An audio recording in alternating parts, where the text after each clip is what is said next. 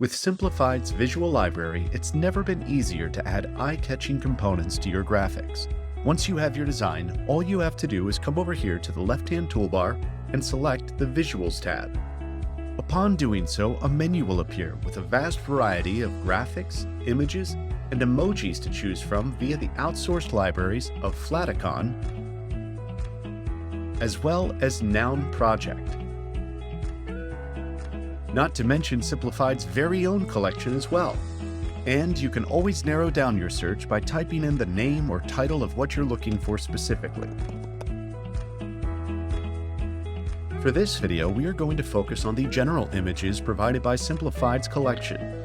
All we have to do is click View All, and then all we have to do is click on the general image we would like to use. Once we've done that, it will immediately appear on our artboard, ready for us to both adjust the size as well as placement. Should you change your mind, all you have to do is click on that element, then select Delete, and you'll be ready to start from scratch.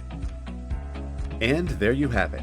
Adding eye-catching elements to your graphic design has never been easier thanks to Simplified's Visual Collection Library. For more tips and tricks on ways to level up your digital marketing designs, sign up at simplified.com. See you there.